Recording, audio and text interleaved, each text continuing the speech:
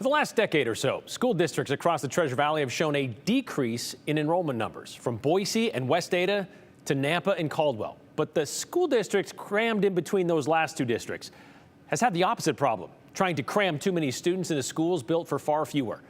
Canyon County's Vallivue School District has actually seen an increase in students, and it's also bucked the trend when it comes to getting taxpayers to agree to increase their property taxes.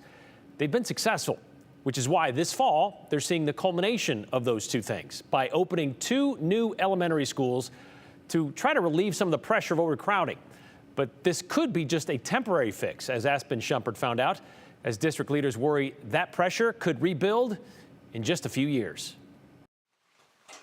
The growth over the last few years has taken its toll on our classroom sizes with our student to teacher ratios. Caught between the growing cities of Nampa and Caldwell sits the Vallivue School District. We're just having to do a whole lot of shifting. Vallivue Assistant Superintendent Joey Palmer says as farmland continues to be converted into developments, the district's enrollment keeps climbing. When you love your community, you want to take care of your community, but it's also difficult whenever it seems like the growth doesn't have any end in sight. Back in 2023, the school district turned to voters, passing nearly a $80 million bond to build two new elementary schools. 2 years later, both schools are set to open fall of 2024, Warhawk Elementary School and Falcon Ridge Elementary School. We're absolutely thrilled and grateful that we have two schools coming online to help alleviate a lot of the stress that comes in a classroom full of students and not a whole lot of manpower teaching-wise. Palmer says having the two schools will help alleviate some of the overcrowding at the other elementary schools in the district. Those schools were built for around 700 students per building, and those were both pushing 900 students on average. But Palmer says this will only solve the problem temporarily. Skyway Elementary, which was brand new in 2016-17, we were thrilled that we were able to build that school and alleviate the overcrowding at that time. But guess what? Skyway Elementary is overcrowded.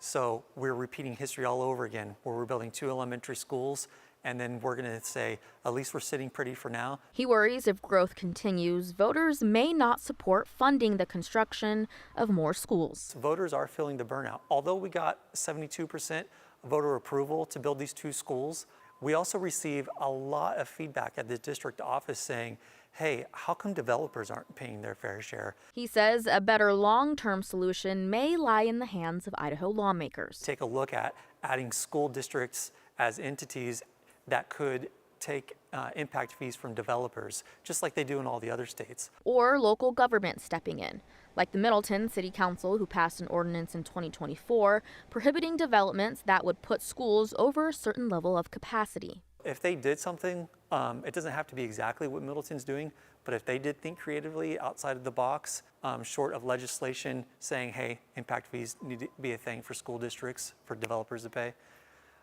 it would be great if they came together and put their heads together and tried to find a way. Again, those two elementary schools are set to open this fall. Additionally, the school district is looking at options to further alleviate overcrowding at Ridgeview High School, which was built for 1,800 students just last year. Palmer says it reached 1,700. And if more developments move into the area, they're predicting the high school to be over capacity in a year or two. Now, I reached out to the Caldwell City Council as well as Nampa City Council members to hear opinions on an ordinance like Middleton's. An idea like this has been talked about amongst Caldwell City Council before.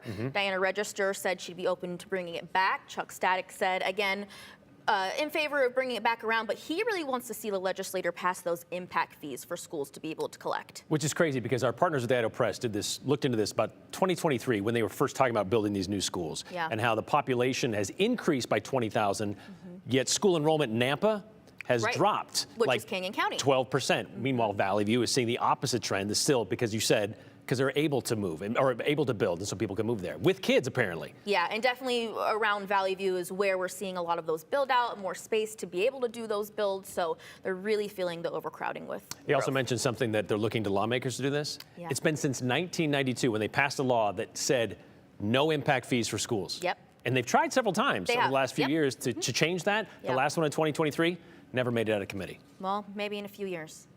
I'm sure a lot of people hope it's sooner. Thank you very much, Aspen.